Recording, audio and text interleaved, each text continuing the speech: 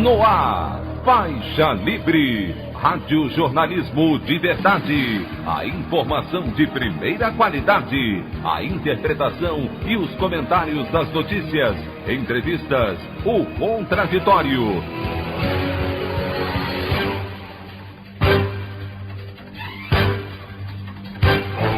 Tudo para aproximar você cada vez mais da realidade do Brasil e do mundo. Apresentação: Anderson Gomes. Ministro do Supremo Gilmar Mendes contraria a decisão de colega de corte Cássio Nunes Marques e proíbe realização de cultos e missas em São Paulo. Plenário do STF vai votar matéria na próxima quarta-feira. Petrobras anuncia aumento médio do preço do gás natural em 39% a partir de maio. Ministério Público pede que Tribunal de Contas da União investigue gastos milionários em férias de fim de ano do presidente Jair Bolsonaro. Essas e outras notícias na edição desta terça-feira, 6 de abril do ano de 2021, do programa Faixa Livre.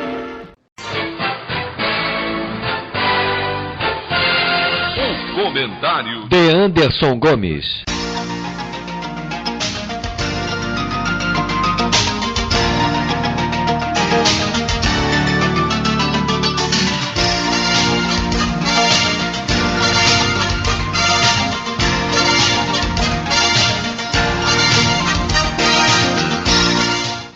Bom dia, ouvintes. O diagnóstico de que aquela esquerda combativa, de ideais progressistas e populares inegociáveis que nós tínhamos no país não é mais a mesma, já orbita o imaginário faz tempo, mas os representantes dos partidos deste campo ideológico têm evidenciado tal leitura de maneira cada vez mais evidente nos últimos tempos, tudo sob o velho argumento da necessidade de uma ampla aliança com o centro para derrotar o bolsonarismo. O último deles foi o deputado federal Marcelo Freixo, do PSOL do Rio de Janeiro. Em entrevista ao jornal o Globo, publicada ontem, ele comentou que tem articulado uma candidatura para o governo do estado do Rio de Janeiro no ano que vem, contando com o apoio do também deputado Rodrigo Maia, do Democratas, ex-presidente da Câmara, e com o atual prefeito da capital, Eduardo Paes, do mesmo partido. Ambos rezam a cartilha do liberalismo abertamente e também já apoiaram o próprio Jair Bolsonaro no segundo turno das eleições de 2018, bem como o golpe que atingiu a ex-presidente Dilma Rousseff. A declaração de Freixo, que inclusive nos daria uma entrevista no programa de hoje, mas infelizmente não pôde nos responder, teve reação imediata dentro do seu partido. Seu correligionário e colega de parlamento Glauber Braga lembrou nas suas redes sociais que Paes se projetou na política derrubando moradias de pessoas pobres e que faz piada com isso até hoje. Já Rodrigo Maia articulou o desmonte da Previdência e das leis trabalhistas enquanto presidia a Casa do Povo. Fato é que esse tipo de postura de lideranças de esquerda tem se tornado cada vez mais comum em uma tentativa de conquistar viabilidade eleitoral, algo inaugurado por Lula em 2002 e repetido pelo petista visando o pleito presidencial do ano que vem. Em entrevista ao jornalista Reinaldo Azevedo, o ex-presidente afirmou que observa com simpatia a ideia de transformar algumas estatais, como a Caixa e a Eletrobras, em empresas de economia mista. Por conta disso, o ex-governador do Paraná e ex-senador Roberto Requião escreveu, juntamente com o economista José Carlos de Assis, uma carta onde questiona os planos de Lula, caso venha a governar novamente o Brasil. Eu vou passar a leitura do documento para vocês ouvintes. Diz o texto: Caríssimo presidente Lula, ficamos chocados com a sua afirmação de que estaria a favor de transformar empresas estatais como a Caixa Econômica Federal, hoje totalmente controlada pelo Estado, em empresa de economia mista sob o controle parcial privado. Também nos surpreendeu sua concordância com o governo atual na estratégia de privatização da Eletrobras, a qual, junto com a Petrobras, é o eixo de independência energética brasileira. Supomos que esteja sendo mal aconselhado na área econômica, não há nenhum sentido em privatizar a Caixa, mesmo que parcialmente. É uma empresa que nos rende dividendos expressivos para a área assistencial do governo há mais de um século e desempenha papel estratégico no desenvolvimento social do país. Privatizá-la significa efetivamente doar uma parte dela a particulares sem qualquer justificativa econômica ou moral. No caso da Eletrobras, estamos diante de um dos maiores riscos estratégicos para a economia brasileira, na medida em que um sistema energético integrado e bem articulado ficará sob a ameaça de injustificável desintegração. Além disso, é uma empresa monopolista em várias funções, não fazendo qualquer sentido que seja entregue ao setor privado com seu apetite por lucro e com o descaso na operação, conforme se viu recentemente em Rondônia. Mais assustador ainda do que assinalam essas indicações privatistas, neste caso tendo em vista o que propõe o próprio programa do PT recém-lançado, é o que ali se expressa como um compromisso com o equilíbrio macroeconômico. Isso é puro conservadorismo.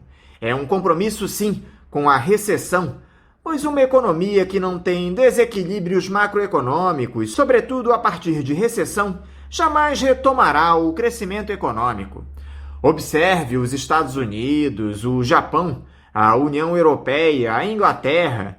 Ninguém faz mais equilíbrio orçamentário no mundo, pois sabe que se trata de um suicídio econômico e social.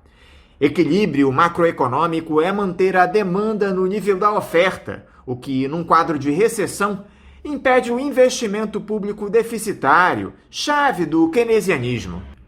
Os governos neoliberais inventaram, além disso, o absurdo do teto orçamentário, tão contraditório que o próprio governo quer agora se livrar dele, sob protesto de economistas ortodoxos e conservadores. Entretanto, enquanto substituir o governo Bolsonaro, não somos contra o teto de gastos, pois sem teto ele teria carta branca para gastar. Para o combate à Covid, sim, é importante furar o teto de gastos, outros gastos deveriam ser vistos caso a caso. Essas observações acentuam nosso alinhamento com a essência de seu projeto político. Contudo, não podemos estar de acordo com as questões políticas levantadas acima. Fazemos isso por lealdade ao próprio país. Pretendemos nos juntar a milhões de brasileiros que veem no senhor um projeto de mudança para o país. Estamos certos que a orientação macroeconômica do futuro governo que vier a chefiar repita a espetacular performance de 2010, quando saímos de uma depressão para um crescimento de 7,4%, graças, sobretudo, a investimento deficitário. Grande abraço, Roberto Requião, advogado e político, José Carlos de Assis, economista. A opinião do Faixa Livre. Bandeirantes, 1360. Estamos apresentando Faixa Livre. Voltamos a apresentar Faixa Livre. Estamos de volta, ouvintes, com o início da edição de hoje do programa Faixa Livre, que tem na sua produção a jornalista Celeste Sintra, auxiliada pela também jornalista Natália Moraes, tendo no comando do áudio o Francisco. Meu bom dia a todos. E meu bom dia também a você, que pode aqui participar nos enviando mensagens eletrônicas para o endereço ouvinte@programafaixalivre.com.br ou ainda registrando suas participações diretamente nas nossas redes sociais. No Facebook, nossa página é o Programa Faixa Livre. No Twitter e no Instagram, para deixar o seu recado, basta seguir os perfis @PGM Faixa Livre. Lembrando que as participações por telefone estão inviabilizadas, pois durante o período da pandemia do novo coronavírus, nosso programa está sendo gravado no dia anterior à sua veiculação. Pedimos desculpas aos nossos ouvintes que costumam interagir conosco desta forma, mas foi a maneira encontrada pela equipe do Faixa Livre para mantê-los informados sobre o que acontece no país e no mundo com essa nossa visão crítica e, ao mesmo tempo, preservando a saúde dos profissionais que levam o programa ao ar.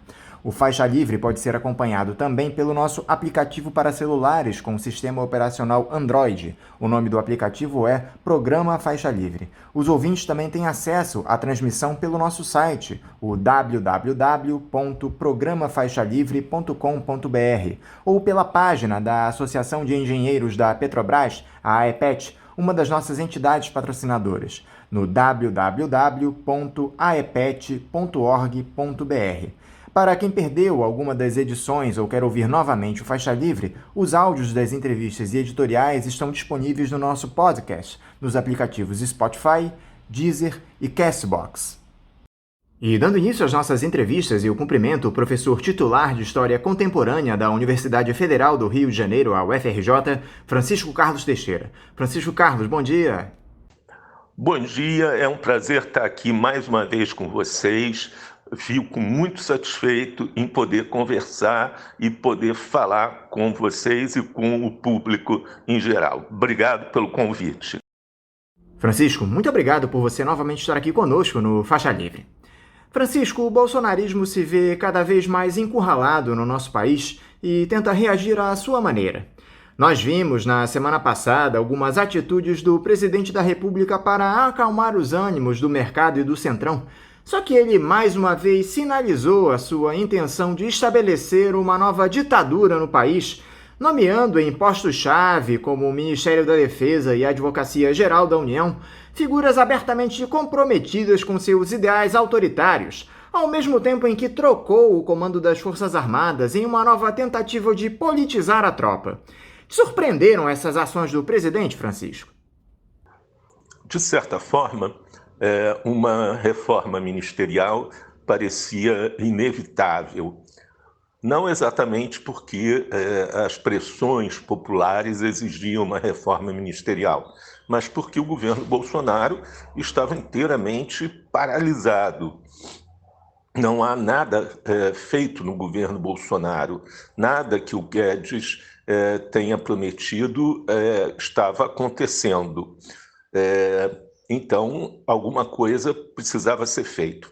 Mas o que foi feito no Ministério da Justiça e na Advocacia Geral da União não parece uma reforma ministerial para fazer o governo andar.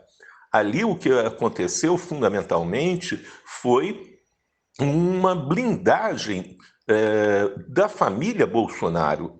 Se estabeleceu condições para que os processos, as averiguações em torno da família Bolsonaro não prosseguissem. E, ao mesmo tempo, o que vem se tornando mais cotidiano, mais comezinho, é a utilização da Lei de Segurança Nacional contra a oposição. A Lei de Segurança Nacional de 1983 é um terrível lastro do período de transição da ditadura à democracia, que continua em vigor e que mostra que a transição brasileira é inacabada. Não houve transição. Como em vários setores da sociedade brasileira, como nas Forças Armadas, a transição não se completou, não se deu. E agora Bolsonaro utiliza a lei de Segurança Nacional intensamente contra a oposição. E mais do que isso, tanto no Ministério da Justiça quanto no Palácio do Planalto e na Advocacia Geral da União, se está tramando uma lei antiterrorismo. Mesmo que a Lei de Segurança Nacional venha a ser de alguma forma extinta, se procura colocar no lugar dela uma lei antiterrorismo, toda ela voltada para dentro do território brasileiro, que será uma tragédia. Será uma tragédia. Então, a Lei de Segurança Nacional, alguns parágrafos do artigo 142 da Constituição Brasileira, mais uma possível lei antiterrorismo, que temos que nos mobilizar contra essa lei antiterrorismo. São arcabouços, né, para a passagem da República democrática que ainda temos para um regime autoritário no Brasil. A impressão que dá, Francisco, é que o Bolsonaro está se preparando para uma eventual abertura de um processo de impeachment contra ele, algo que o baixo clero no parlamento passou a considerar, dadas as insatisfações do mercado para esse cenário trágico provocado pela pandemia, que atinge diretamente os negócios desse pessoal, porque é muito evidente que é só isso que incomoda o capital hegemônico, as perdas financeiras. Se eles mantivessem seus ganhos, mesmo com a morte de 1 milhão de brasileiros pela pandemia, eles não estariam nem aí. O problema é que a economia está à deriva com essa gestão irresponsável do Paulo Guedes. De toda forma, Francisco, a ampliação desse aparelhamento do governo pelo Bolsonaro aponta para uma reorganização estratégica para uma tentativa de autogolpe. Até o momento, nós não tínhamos visto de forma alguma uma mobilização suficiente em direção, seja a um impeachment por crime de responsabilidade, seja alguma outra forma de afastamento do Bolsonaro. Mas dois elementos tornaram-se agora muito fortes.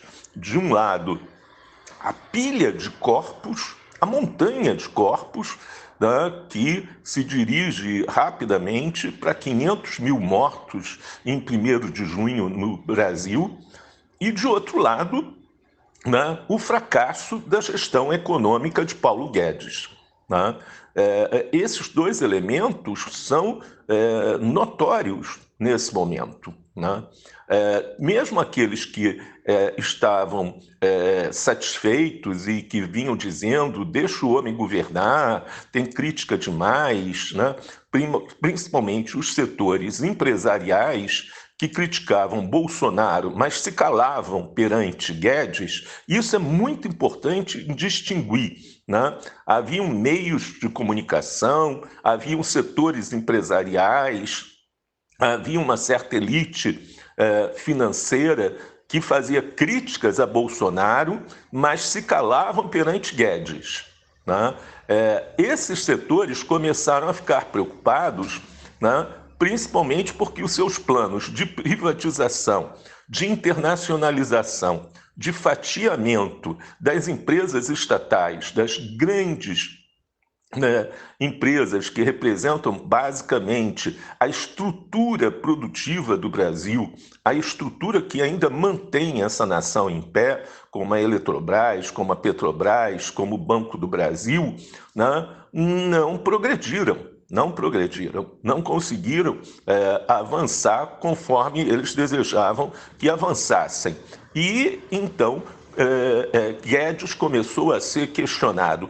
Esse questionamento do Guedes ainda é frágil, mas está notável que isso não acontece no ritmo que esses empresários se colocam. Também tem um outro fator. O auxílio emergencial, que no ano passado foi de R$600, e que conseguiu fazer com que a população se mantivesse dentro nos parâmetros de silêncio e de acalmia, e até mesmo com certa ideia de que Bolsonaro estava administrando bem a crise, ela acabou. Ficamos até abril sem nada, no auge dessa onda mortal da pandemia, e agora volta com um dinheiro mísero que não vai comprar nem 1/3 dos alimentos mínimos para as pessoas sobreviverem. E isso vai criar também uma situação de grande insatisfação. Nesse sentido, o governo Bolsonaro está sendo empurrado contra a parede. Ele está numa situação bastante difícil. E como a gente sabe, essas elites empresariais e financeiras não têm muita vocação de afundar junto com o barco. A prática mais comum do Centrão não é exatamente ir para o governo e buscar um impeachment ou buscar uma forma qualquer de afastamento do presidente. A prática é ir para o governo para controlar o presidente e controlar os cargos que o presidente possa oferecer. Na verdade, o Centrão acabou de embarcar no governo. Ele teria que ter muita resistência às práticas franciscanas do governo para aceitar o impeachment. Também o Centrão não tem nenhuma prática de apoio de um autogolpe, né?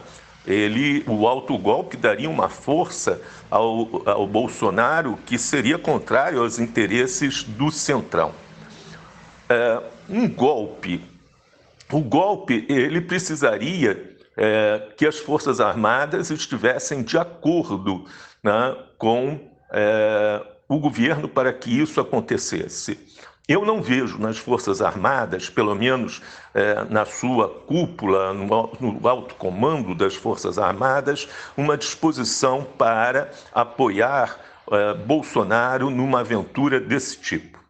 A maioria dos oficiais generais, alguns ex-alunos que hoje ocupam cargos importantes na estrutura militar brasileira hoje, com quem eu eventualmente converso, me falam que não há chance alguma de um golpe militar, que tudo isso deve se resolver nas próximas eleições, que fora das eleições não há nenhuma forma, nem de golpe para afastar Bolsonaro, nem de golpe para fortalecer Bolsonaro.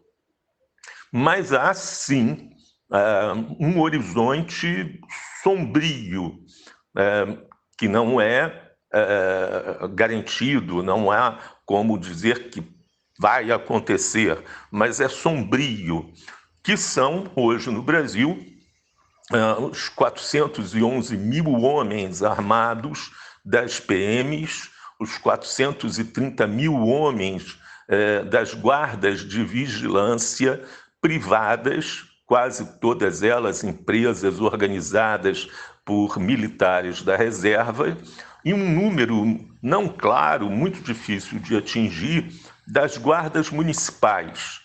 Das 26 cidades do Brasil, 19 têm guardas municipais armados.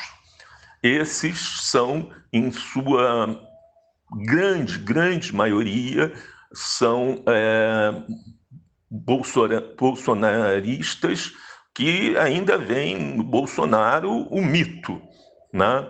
E como nós vimos no Ceará e vimos agora um pequeno ensaio na Bahia, são capazes de ações violentas e incontroláveis.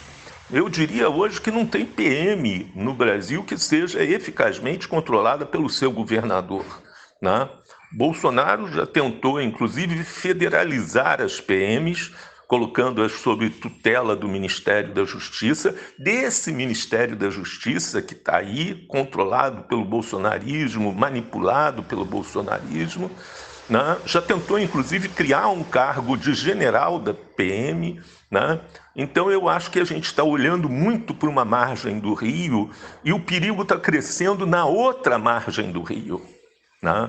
E isso me preocupa bastante. Aí eu vejo preocupação. É isso que nós chamamos de via boliviana do golpe. Daí eu vejo grande preocupação. Você, Francisco, que é um dos bons analistas da relação entre os militares e o poder no país, acredita que as Forças Armadas que estão embarcadas nesse governo muito antes da sua formação, haja visto as atitudes do general Vilas Boas antes das eleições de 2018, quando comandava o Exército, ameaçando a democracia caso Lula fosse liberado pelo Supremo a se candidatar à presidência, desejam o protagonismo a qualquer custo. Vale tudo para esse pessoal que ainda não digeriu o fim da ditadura se manter no comando do país, inclusive as 300 mil mortes patrocinadas pelo general da ativa Eduardo Vilas Boas, enquanto ministro da Saúde, assinando embaixo as ordens desse presidente genocida. Nós temos hoje no governo algo em torno de 6.500 militares com cargos administrativos ou políticos no governo Bolsonaro, né?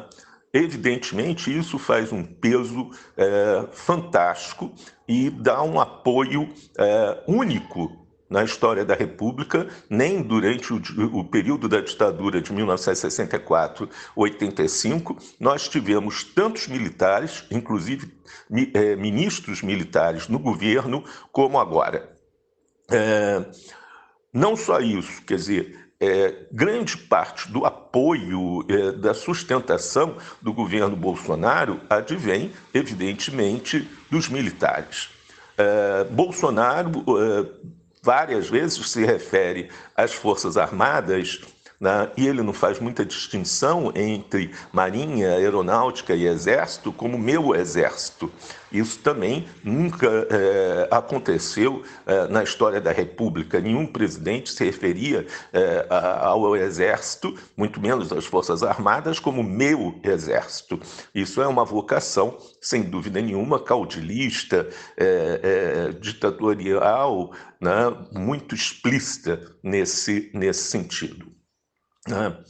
Agora, o Exército é formado por cerca de 290 mil homens, né? Nós temos cerca de 7 mil no governo, né? Desde o ano passado, desde meados de agosto, o alto comando do Exército tem se mostrado bastante insatisfeito com o rumo que o governo Bolsonaro tem tomado. O governo Bolsonaro foi responsável por colocar as Forças Armadas, e aí vamos tomar o atalho do Bolsonaro, o Exército na vitrine, né? Como colocar o Exército na vitrine? Trazer para a opinião pública, né, uma discussão sobre as Forças Armadas, o Exército, né, que não era uma discussão que os militares gostariam que fosse feita e da forma que fosse feita. Desde as questões principais do golpe de 1964, desde a questão da quebra da legalidade, das prisões, da tortura, até o leite condensado, viraram debate público, né, intenso nos meios de comunicação, da pior forma possível. Né? A natureza de 1964 era uma coisa que estava meio enterrada, meio esquecida, na qual o ponto central era uma discussão para historiadores, para cientistas políticos, né? Éramos nós na academia e poucos, na verdade, muito poucos jornalistas, né? Você mesmo, né, Passarinho, que ainda discutiam, que ainda tentavam colocar na memória popular a natureza de 1964. Né? Ora, foi Bolsonaro, com sua campanha, e seus filhos propondo o novo ato institucional número 5, que a maioria da população nem sabia o que era o AI-5, que trouxeram de novo para a vitrine, né, toda a história do golpe de 64. Né? Foram eles, os bolsonaros, que fizeram, de certa forma, o serviço de trazer de novo, né, essa história que estava meio esquecida, né, para a vitrine. Né? E quando ele disse que tudo isso não existiu, várias pessoas, testemunhas, né, estudiosos, né, pessoas que sofreram, vieram a público e disseram não, de fato aconteceu e foi isso. Não só testemunhas, né, estudiosos, né, publicaram novos livros, né, novos trabalhos sobre tudo o que aconteceu. Né? Se o governo tivesse sido até então um sucesso fantástico, né, economicamente, socialmente, talvez isso tivesse tido um outro caminho. Mas, na verdade, o governo é um desastre econômico, um desastre social, um desastre sanitário. Né? Mais uma vez, o que Bolsonaro conseguiu foi associar os militares, né, à pior administração do país. talvez Pazuello seja a síntese disso. Há uma tese que começa a ganhar força, Francisco, de que a mídia dominante tem tentado descolar os militares do governo Bolsonaro para criar uma terceira via à polarização que deve se estabelecer no ano que vem entre o ex-capitão e o Lula, visando a construção de uma chapa que tenha o general Santos Cruz, colocado pela mídia como desertor dessa administração federal, com alguém que tenha popularidade e represente os interesses do capital hegemônico. Muito se fala no nome do ex-juiz Sérgio Moro, mas me parece que ele desagrega na atual conjuntura, após ser desmascarado no comando da Lava Jato. Outra possibilidade seria o ex-ministro Luiz Henrique Mandetta, enfim. Você considera factível essa hipótese de que um militar desgarrado do bolsonarismo possa se aliar a um ultraliberal para chegar à presidência? Eu não vejo na mídia uma capacidade dela sozinha criar situações políticas desse tamanho. Quando se fala a mídia, eu vejo por trás da mídia, na verdade, grandes grupos financeiros e empresariais que estão já articulando, né, em vista de dois fatos notórios. De um lado, a erosão de Bolsonaro, e não há nenhum passe de mágica para ele recuperar o que perdeu até agora, embora ele mantenha uma faixa importante do eleitorado, né, um grupo fascistizado importante do eleitorado, e, de outro lado, o retorno de Lula, que mostrou uma grande capacidade de aglutinação e de mobilização da opinião pública. Né? Esses grupos econômicos poderosos, que sempre agiram na opinião pública brasileira, estão preocupados, né? E estão tentando fazer alguma coisa para manter a sua presença, né, na política brasileira. Né? Talvez o lema seja esse mesmo, né? Quando você vê todos aqueles elementos que lançaram o manifesto, né, só falando isso, eu sei muito bem o que vocês fizeram na eleição passada. Né? Esses grupos são, todos eles, bolsonaristas arrependidos.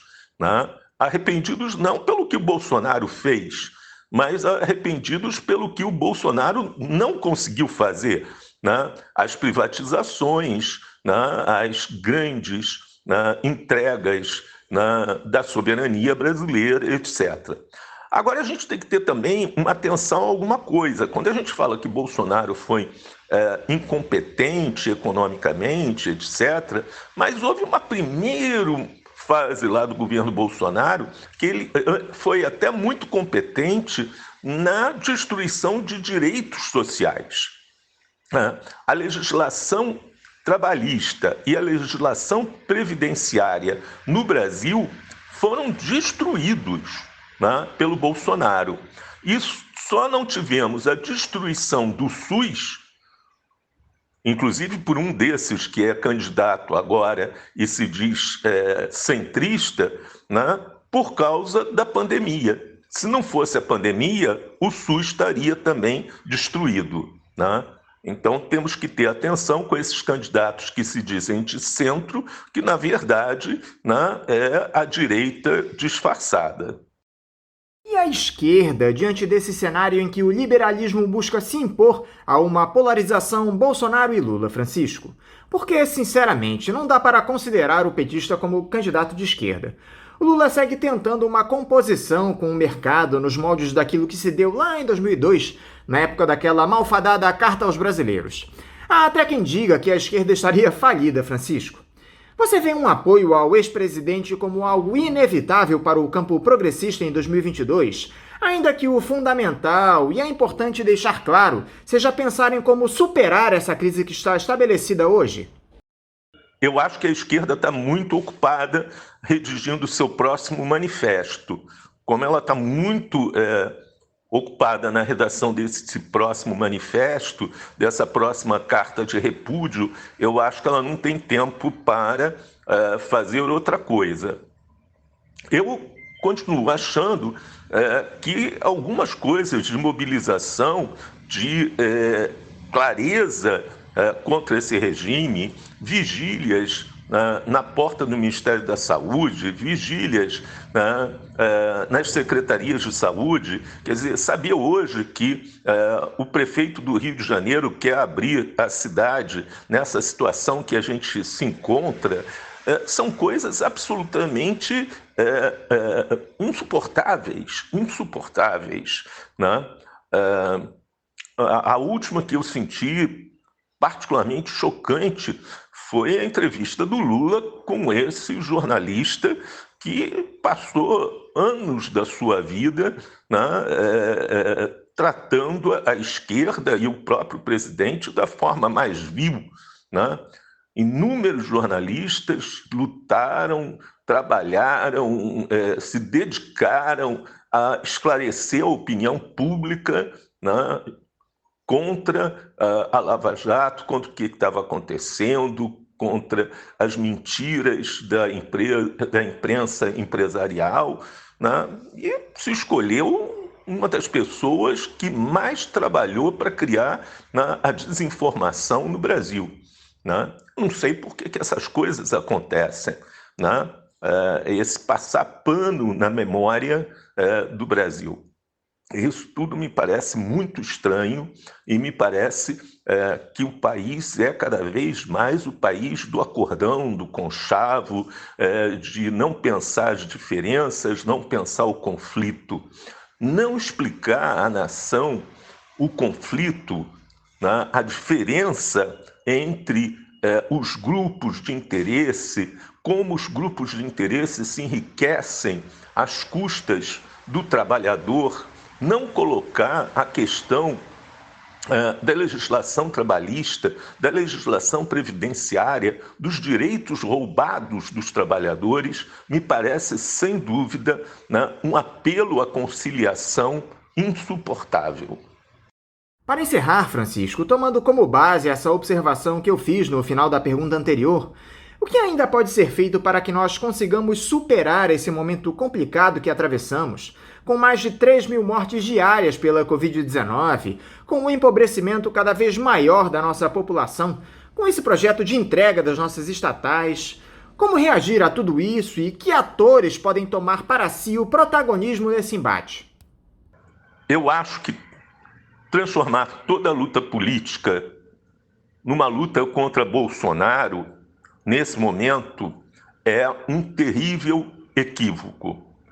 Não explicar o que está acontecendo no país, não explicar, né, por que está se roubando os direitos dos trabalhadores, se está roubando direitos adquiridos que estavam, né, na Constituição. Por que se está trabalhando, por exemplo, com apenas uma vacina, né, a AstraZeneca? Por que é tão difícil no Brasil que outras vacinas, como a Moderna, como a Pfizer, como a Sputnik, sejam adotadas no governo brasileiro? Quais os interesses econômicos e financeiros para que instituições, né, federais se apeguem, né, a uma vacina só? Por que se tentou barrar a vacina do Butantan no Brasil? Por que o SUS quase foi desmantelado no Brasil e agora uma dessas pessoas vira herói nacional, falando em rádio e televisão, né, como sendo o grande anti-Bolsonaro? Nós estamos precisando de uma grande batalha cultural no Brasil. Nós precisamos explicar às pessoas no país as diferenças, os conflitos, né? Por que os grupos econômicos querem a diminuição dos direitos já ridículos dos trabalhadores no Brasil. Transformar tudo isso em eu sou melhor do que Bolsonaro, ou Bolsonaro é o culpado de tudo isso, não vai resolver a questão. Também não vai resolver a questão transformar todo o conflito no conflito entre evangélicos maus e evangélicos bons. Não é isso. Nós precisamos travar um grande debate sobre a cultura e a educação no país. E isso não está sendo feito. Isso não foi feito no momento que o PT esteve no poder, e isto está sendo ocultado novamente aqui, agora. Nós precisamos ter clareza do que está acontecendo.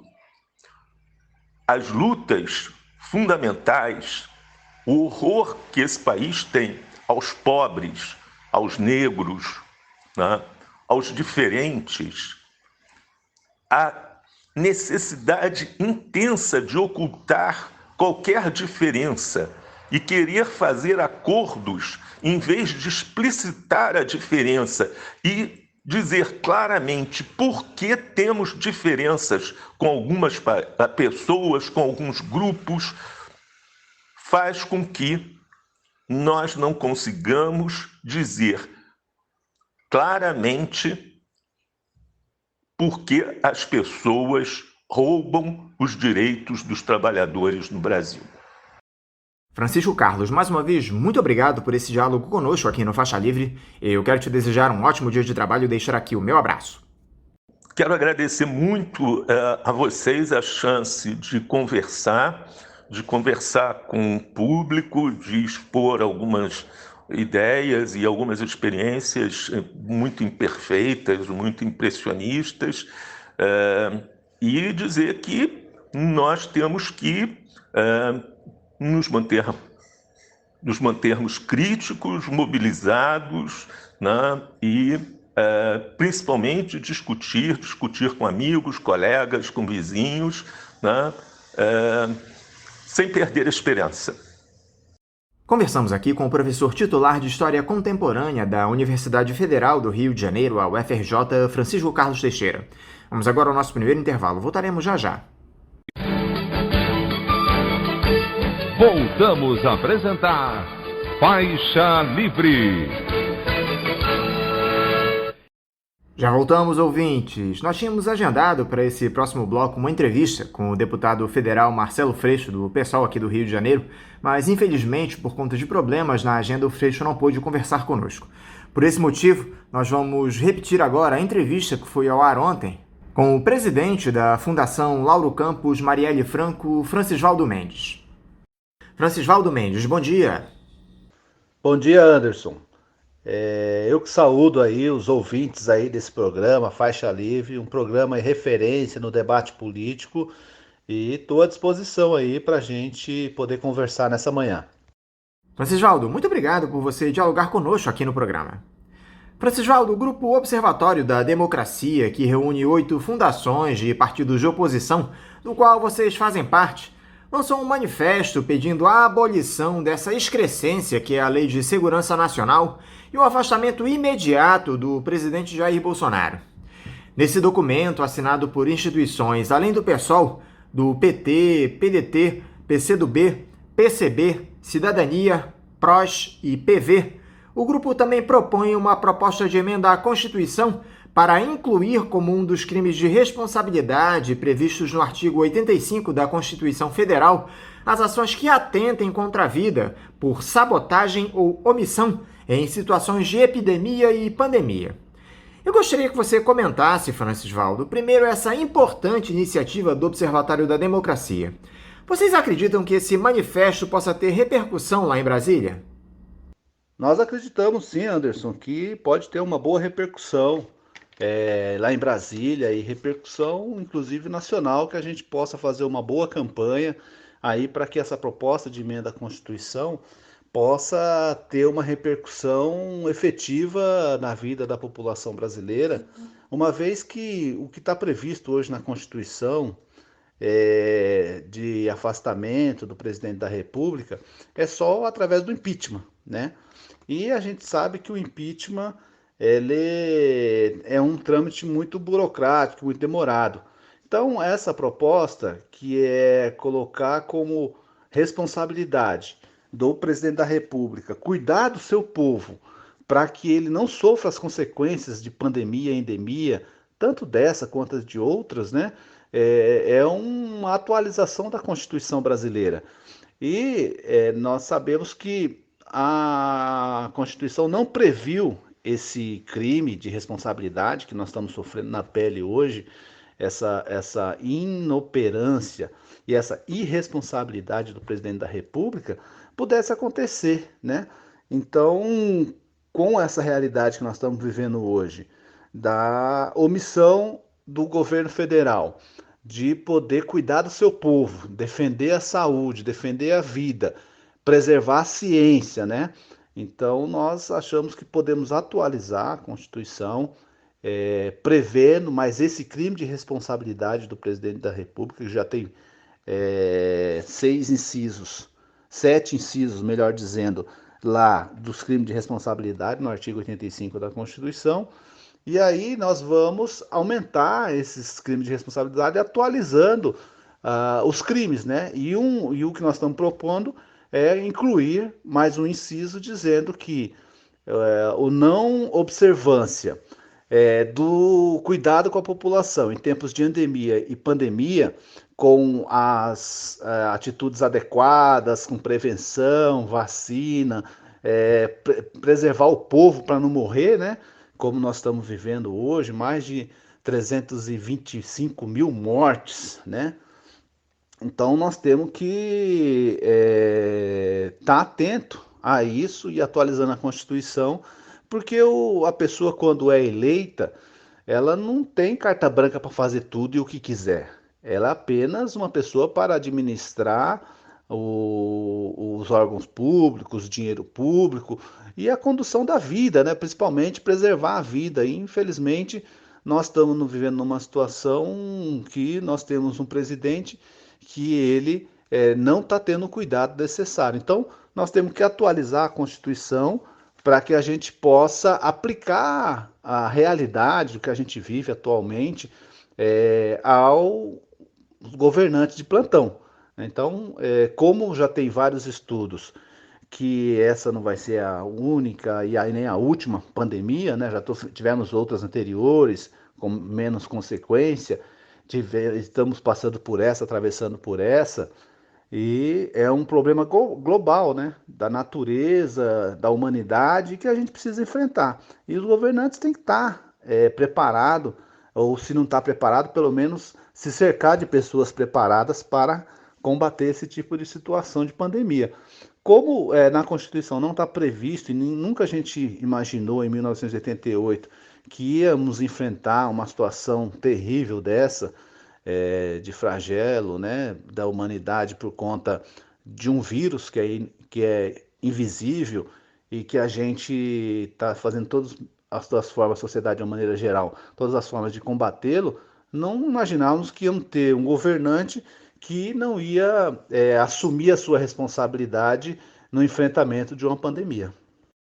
Explica aqui para os nossos ouvintes, por favor, Francisvaldo, os prejuízos que essa Lei de Segurança Nacional traz para a nossa sociedade e de que maneira ela tem sido aplicada nos últimos tempos. Os prejuízos antes dessa Lei de Segurança Nacional são enormes para a sociedade brasileira, né?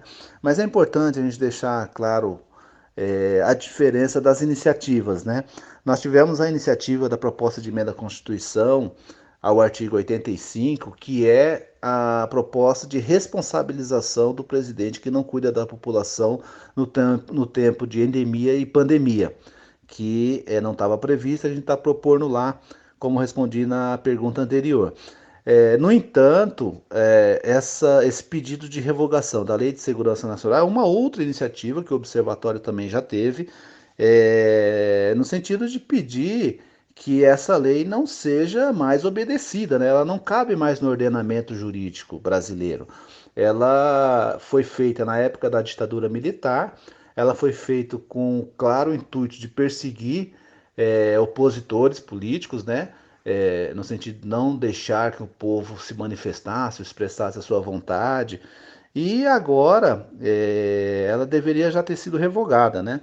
E está sendo utilizada de forma inescrupulosa pelo governo federal, né, para poder perseguir opositores políticos, né? Tivemos exemplo ultimamente, na esplanada dos ministérios, né? Lá em frente ao Congresso Nacional, um grupo de pessoas que estendeu uma faixa dizendo que o presidente é genocida, né? Que na verdade é um fato, né? É só ver o número de mortes que nós temos aí e as iniciativas do governo federal, que são pífias, né? No sentido de combater a pandemia. Então, ele prendeu essas pessoas por conta de ter se manifestado dessa forma. Ou seja, está utilizando de uma lei obsoleta para poder perseguir opositores políticos. A mesma coisa que ela foi feita, com o intuito do que ela foi feita lá na ditadura militar.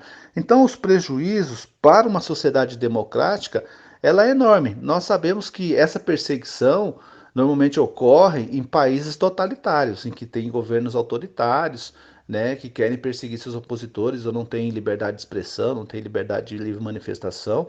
E nós não podemos deixar isso acontecer na sociedade democrática que o Brasil conquistou, né? Nós temos instituições que funcionam normalmente, inclusive o presidente está lá por um instituto democrático, que é o voto direto, né? Então, o prejuízo para a população e para a sociedade brasileira é muito grande no sentido de prejudicar o enriquecimento da democracia que nós vamos amadurecendo. A democracia é um constante modo de amadurecimento da convivência entre as pessoas. Então, isso faz com que a gente atrase essa convivência e que os arroubos autoritários venham e sejam utilizados por uma lei que não cabe mais no nosso ordenamento. E o judiciário, Francisvaldo, não pode atuar para impor limites a essa lei que foi redigida lá na época da ditadura? O Supremo, ao que me parece, já está até analisando essa possibilidade, não é isso? É verdade, Anderson. O Supremo já está analisando essas possibilidades, tem 4 ações lá, inclusive o relator é o ministro Gilmar Mendes, né? Inclusive, há poucos dias ele admitiu lá uma série de entidades como amicus curiae, né? Ou seja, amigo da ação, né, para poder julgar essa questão da revogação da Lei de Segurança Nacional. E eu acho que é papel fundamental do judiciário, não só impor limites, né, porque impor limites significa que você aceita que ela funciona em parte, de que ela em alguma parte ela é benéfica. Nós temos que privilegiar as leis da democracia, da Constituição. Se não tem lei que atenda, o que no meu entendimento não é verdade, porque todas as leis, o próprio Código Penal prevê a punição de quem atenta contra a democracia ou quem ofende as autoridades, né? Então, o próprio judiciário pode intervir nisso, revogando inclusive a lei de uma maneira geral. O problema, né, que nesse caso, o próprio STF está com problema para poder julgar esse caso, que vai ser julgado, eu creio que nos próximos dias aí, que o próprio ministro do STF, que deveria preservar a democracia e a lei, usou dessa lei para poder prender um deputado federal, né? Então, uma pessoa que é formada em direito e que tem que preservar a democracia, usar de uma lei autoritária, é arrobo autoritário também, né?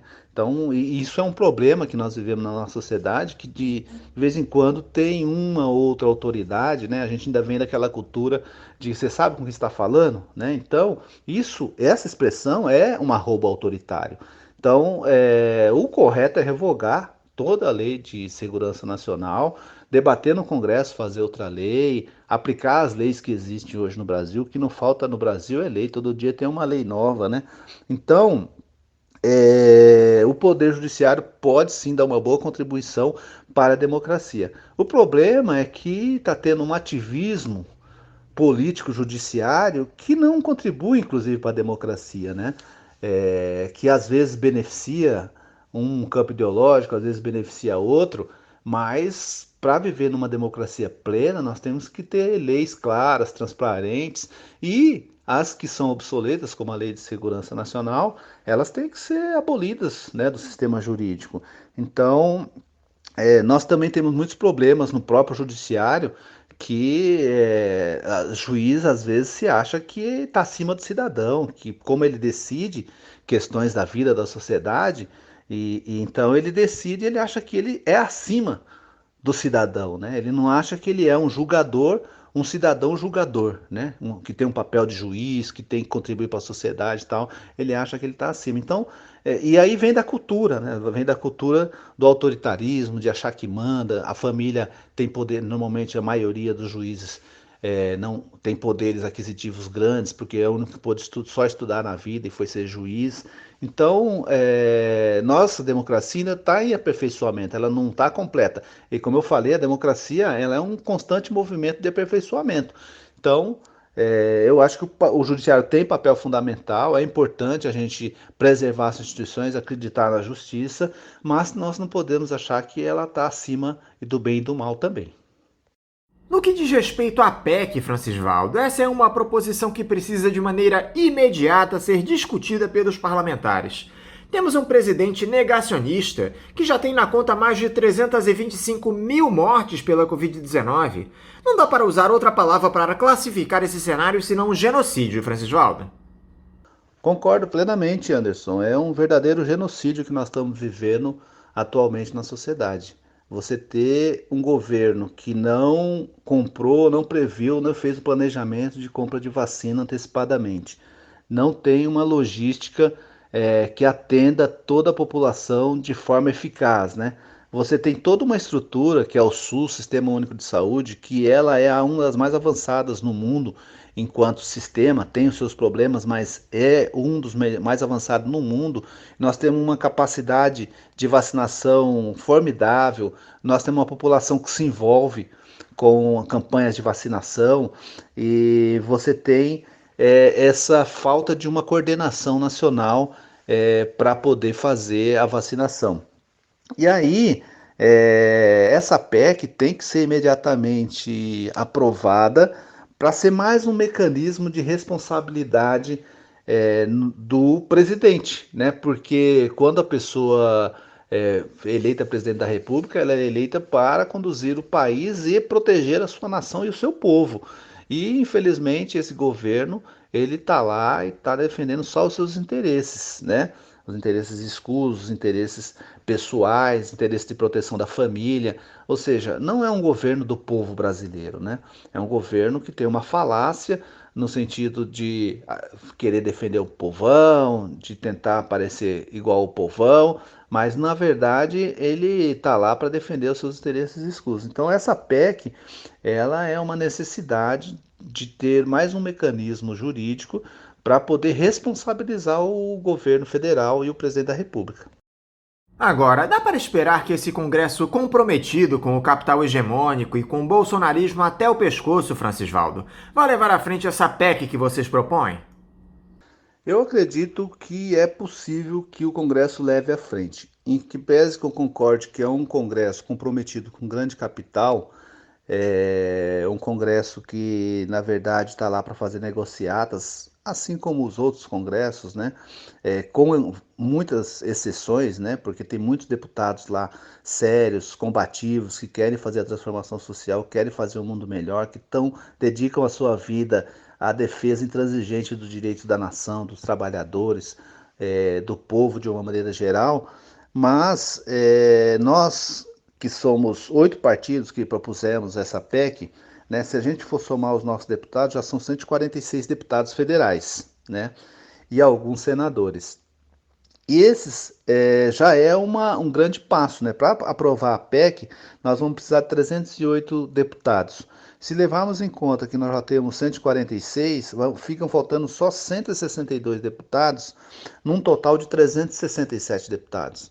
Então, se a gente começar uma campanha e começar a mostrar para o povo que quem quer defender a vida e quem quer defender uma nação, né, soberana, sem mortes, né, ou com um número reduzido o máximo possível de mortes, o parlamentar acaba se mexendo e mostrando a sua cara. Então, a PEC é um mecanismo que a gente pode, inclusive, pressionar os deputados nas suas bases, porque muitos deputados querem defender a vacina, querem aparecer que está do lado do povo, mas muitas vezes não vota no interesse do povo brasileiro, né?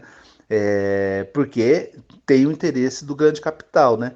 E aí não podemos deixar de falar que o tal do mercado, que ninguém conhece, mas que são os donos do meio de produção, os banqueiros, eles são cúmplices nessas mortes, porque quando eles querem, eles derrubam o presidente, porque é eles que financiam o Congresso lá. O Congresso está a serviço do grande capital, assim como o grande capital está a serviço do Congresso, da maioria, né, de uma grande parte dos deputados. Então, o mercado também é cúmplice nessa morte, né? Nessas mortes que estão ocorrendo. Então, se a gente começar a denunciar isso, mostrar para o povo que quem defende a morte é quem está governando o país, seja no Poder Executivo, seja no Parlamento, a gente acredita que vai ter sucesso sim com essa PEC, haja vista que é um grande número de deputados que já endossam através de um debate político. É lógico que essa é uma proposta, vai ser debatida lá, aperfeiçoada, tem muitos parlamentares lá que atuam, inclusive nessa área de saúde, pode ajudar a aperfeiçoar, né, essa PEC, mas nós achamos que pode ter um grande horizonte aí de aprovação, até porque ela pode ajudar, inclusive, no debate político direto nas bases dos deputados, né? Porque, diferentemente do impeachment, o impeachment ele é um mecanismo em que é apresentado na Câmara de Deputados e o presidente da Câmara coloca em votação ou não, aceita ou não o impeachment. E aí o que os deputados fazem? Se esconde atrás do presidente da Câmara. Então fala para suas bases que tem que ter impeachment, não sei o quê, mas o presidente da Câmara não põe para votar, não sei o quê. Ou seja, ludibria o seu eleitorado. E na PEC nós vamos mostrar que um deputado ou outro vota a favor ou vota contra, né? Diferentemente do impeachment, que a gente não consegue mostrar isso porque os deputados estão escondidos atrás do presidente da Câmara. Então, eu acho que nós podemos ter uma campanha, principalmente nas redes sociais, denunciando esses deputados que se acovardarem e forem coniventes com a irresponsabilidade do governo federal. Eu também gostaria de te ouvir, Francisvaldo, sobre essa gestão do presidente Jair Bolsonaro que, além desse morticínio na pandemia, amplia essa retórica autoritária, entrega as nossas estatais, desemprego batendo recordes. Qual é a sua avaliação para o governo do ex-capitão, Francisvaldo? A minha avaliação desse governo genocida é que é um governo que, primeiro, ele não tem capacidade de governar, né? Nem de ouvir as pessoas, porque se ele fosse minimamente inteligente, ele ouviria pelo menos o seu arredor de especialistas, né? Nós temos lá um astronauta, né, no ministério, nós temos algumas pessoas que já são de carreira do próprio governo, e só que ele não tem nem capacidade de ouvir. Então, é um governo totalmente autoritário e que não tem uma noção de projeto de país. E por ter claro isso, que ele não tem noção, isso fica claro, que ele não tem noção de projeto de país, quando você vê ele colocando as estatais sendo vendidas a preço de banana, né? Você tem a própria Petrobras, empresas sendo entregues, as empresas elétricas, a própria ventilação de possibilidade de privatização do Banco do Brasil, da Caixa Econômica Federal. Por quê? Porque, na verdade, ele está lá para atender os interesses do grande capital, como você mesmo falou anteriormente. Então, ele está lá para poder só garantir o lucro dos grandão, de quem tem dinheiro. E que muitos desses, é importante deixar claro, nem no Brasil moram. Moram fora do Brasil, fica aplicando na bolsa, é expoliador, né? Então, e aí é um governo só para isso, só a serviço do grande capital e do mercado. Por isso que, inclusive, ele já não saiu, porque se ele não atendesse o grande capital, não atendesse os interesses especulativos, ele já teria caído. Mas como ele atende, mesmo com esse genocídio que ele está cometendo, com esse atentado contra o povo brasileiro, mesmo com isso, ele permanece lá. Por quê? Porque tem a conivência desse pessoal que sempre viveram às custas da riqueza do Brasil, né? Então, um governo que não está preocupado com o seu povo. Tanto é que não está preocupado que está aí mais de 14% de desempregados. Se você pegar os desalentados, vai para 20%. Se você pegar mais o pessoal de miserabilidade. Então, assim, ele não está preocupado no povo. Tanto é que não está preocupado que nesse sistema de pandemia que nós estamos vivendo, você precisa dar condição, você precisa do Estado para dar condição de sobrevivência do povo, inclusive condições de comida, condições de sobrevivência, condições de vestimenta e tal, e isso faria com que o povo vivesse mais com condição e não saísse para pegar ônibus lotado, né, para poder se arriscar e pegar o vírus, né? Então, é um governo que não está nem um pouco preocupado com a população brasileira. Ele está preocupado em garantir o lucro do ganho de capital, obedece o mercado cegamente e está entregando todas as nossas riquezas, né? Isso é um problema, por quê? Porque o povo estar preocupado com a sua vida, porque sabe que se sair na rua, não cumprir o isolamento social, não usar máscara, como ele tem defendido, pode correr risco de vida. E ele aproveita, já que não pode ter o povo na rua se manifestando e mostrando a sua indignação, aí ele aproveita para poder atender os de cima, né? Atender aqueles que sempre lucraram, né? no país. E esses que sempre lucraram se esconde também atrás do tal mercado, que é para poder deixar as pessoas morrerem e para poder garantir que compre as empresas estatais, que compre a riqueza do país, que leve toda a riqueza para fora, né? Então, é um governo altamente despreparado, genocida, desqualificado, mas que tem uma política. Ele não faz isso porque ele é desqualificado. Ele faz isso porque ele segue uma política. Não vou fazer isso do genocida, porque daí todo mundo fica atento só a essa questão do vírus e não se atenta muito ao outro lado, que é a entrega do patrimônio, a riqueza do país para as mãos de alguns. A oposição tem atuado de maneira eficaz, Francisvaldo, para barrar esses verdadeiros crimes cometidos pelo ultraliberalismo aliado ao bolsonarismo. Você vê um horizonte favorável para a esquerda diante do que está colocado? A oposição, Anderson, tem feito tudo o que pode para poder barrar esse descalabro, né, contra o povo brasileiro. Eu acho que nós temos que ter a capacidade de, como no próprio manifesto a gente fala isso, né? Que agora não tem essa questão de esquerda, direita, centro. Nós temos que defender a vida. E para defender a vida, defender o povo brasileiro, nós temos que estar todo mundo junto nesse momento para poder ter vacina, para poder ter condições materiais para o povo não morrer de fome, para poder ter amparo à periferia, para poder a nação voltar a levantar a cabeça, né? A nação está toda com cabeça baixa, sofrendo. O povo está indo para a rua pegar ônibus todo dia para garantir o lucro do patrão, né?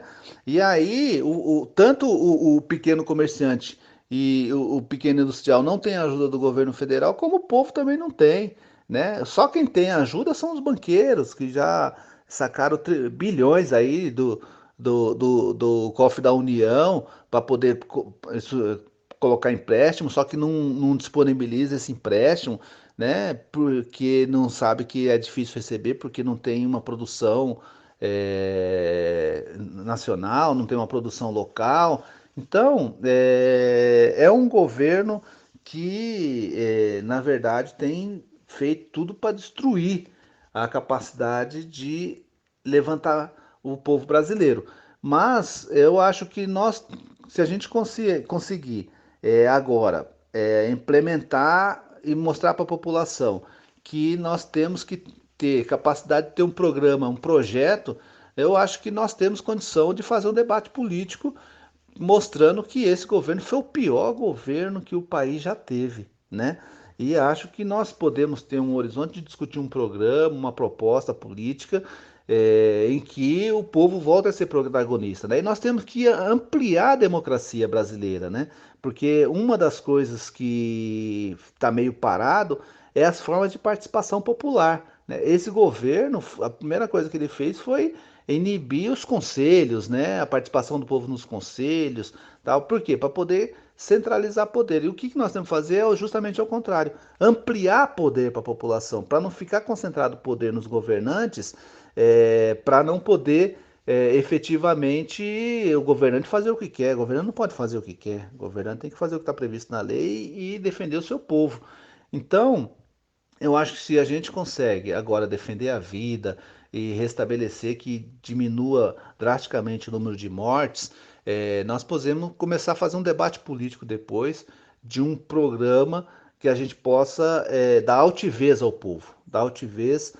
E tem que ter a divergência, o debate político tem, inclusive nessas várias partidos que compõem o Observatório da Democracia, uma das coisas que a gente tem preservado é a autonomia e a liberdade que cada partido tem de fazer o seu debate político, que isso é justo. Agora, o que nós não podemos deixar escapar, é a fazer a proposta de um programa, de um projeto para o país, né? E que cada um defenda a sua forma, como deve fazer, mas que o bem maior, que é a nação, a população, o povo brasileiro, que precisa ser preservado e precisa ter um horizonte de construção de país, isso nós temos que preservar. E nós temos conseguido fazer isso no Observatório da Democracia, de certa forma, com os partidos, com todos esses partidos que você citou inicialmente, e que tem feito uma construção paulatina de acordos políticos para ser debatido na sociedade, porque a sociedade tem que se envolver com a política, porque se a sociedade não se envolver com a política, quem se envolve com a política é o miliciano, é o traficante, é o oportunista, é o aproveitador, é o tal do mercado que se aproveita da política. Por quê? Tudo para ganhar dinheiro, tudo para poder se beneficiar e cuidar do seu negócio individual. E a política não é lugar de negócio individual. A política é lugar para poder fazer um projeto de nação em que todos usufruam do benefício da própria política. E usufruam como? Tendo recursos públicos para vacina, tendo recursos públicos para fortalecimento do SUS, Sistema Único de Saúde, fortalecimento das estatais, fortalecimento das suas empresas de economia mista. Então, isso aí que tem que beneficiar o povo de uma maneira geral, né? Então, nós estamos vendo aí o que o povo está sofrendo com o preço do gás, o preço da gasolina, né? Isso aí quem paga é o povo, porque os políticos, de uma certa maneira, tem o seu benefício resguardado lá pela própria Câmara, né? Que é uma excrescência também que a gente tem que lutar. E se a gente ampliar o poder do povo de participação, de fiscalização, nós vamos efetivamente inibir esses abusos que tem pelas autoridades, pelo próprio povo que vai fiscalizar, vai cobrar, né? Então, eu acho que esse é o desafio colocado para a esquerda, no horizonte de fortalecer cada vez mais a participação popular na política, porque sem a política nós não temos condição de ter saída para esse morticínio e para esse descalabro que nós estamos vivendo hoje no Brasil. Eu quero mais uma vez te agradecer, Francisvaldo, por essa entrevista para nós aqui no programa, te desejar um ótimo dia de trabalho e também um forte abraço. Eu que agradeço, Anderson. É um prazer enorme estar aqui nesse programa Faixa Livre. Estou à disposição de dizer que é importante para nós estarmos cada vez mais difundindo ideias para que a gente possa, junto, coletivamente, com o povo principalmente, poder fazer um debate político de inserção da população na política. Conversamos aqui com o presidente da Fundação Lauro Campos, Marielle Franco, Francisvaldo Mendes. Vamos agora a mais um intervalo. Voltaremos já já. Voltamos a apresentar Faixa Livre. Já voltamos, ouvintes. Agora eu saúdo o economista, vice-diretor de cultura da Associação de Engenheiros da Petrobras, a AEPET, e diretor do Conselho Nacional de Transporte Rodoviário de Cargas, o CNTRC, Cláudio Oliveira. Cláudio Oliveira, bom dia. Bom dia, Anderson. Bom dia, ouvintes do programa Faixa Livre. É um prazer renovado estar aqui novamente com vocês. Muito obrigado pelo convite. Cláudio, muito obrigado por novamente você estar conosco aqui no Faixa Livre. Cláudio, nas 2 últimas semanas, a direção da Petrobras resolveu reduzir o preço dos combustíveis nas refinarias por conta de uma queda no preço de importação. Isso depois de 5 reajustes consecutivos este ano no valor do diesel e 6 no da gasolina. A grande questão é que o encalhe daquele navio no canal de Suez na semana passada deve provocar uma nova onda de alta no valor dos combustíveis. Nós trataremos dessa questão aqui mais à frente, mas primeiro eu gostaria que você comentasse essas duas reduções consecutivas que nós tivemos recentemente. Elas atendem às expectativas de vocês da EPET, Cláudio? Anderson, essas reduções que ocorreram, elas acompanharam a evolução do preço do preço do barril internacional, tá? Convertido pelo câmbio brasileiro. Então não é nenhuma surpresa, né? Para nós que acompanhamos diariamente, né, a evolução do preço do petróleo e do câmbio, nós já tínhamos percebido que já tinha ocorrido uma queda aí de mais de 10% ou 15% no preço que havia evoluído no início do ano, né? De fato é o seguinte, em 2020 houve uma oscilação muito forte, né? Tanto no preço do barril de petróleo, como no câmbio dólar real, né? Que são os dois fatores que influenciam o preço dos combustíveis, né? No início de 2020, para você ter uma ideia, né? O preço do barril, o WTI, o barril lá nos Estados Unidos, chamado WTI, ele estava em 61 dólares. Isso no início de 2020. Isso ele caiu para 20 dólares, tá? E terminou o ano em 48 dólares. Você veja só a oscilação. E o câmbio teve uma evolução inversa. O câmbio ele começou a R$ 4,00 por dólar, subiu chegando a quase R$ 6,00 por dólar e terminou a 5,19, 5,18. Isso fez com que a evolução para cima do câmbio mais ou menos compensasse a evolução para baixo do preço do barril. E durante 2020, o brasileiro não sentiu muito, porque, na verdade, a queda do preço do barril foi maior do que o crescimento do câmbio, tá? Mas a partir de 2021, no final de 2021, né, o preço do barril de petróleo terminou 2021 a 48 e o câmbio estava 5,19.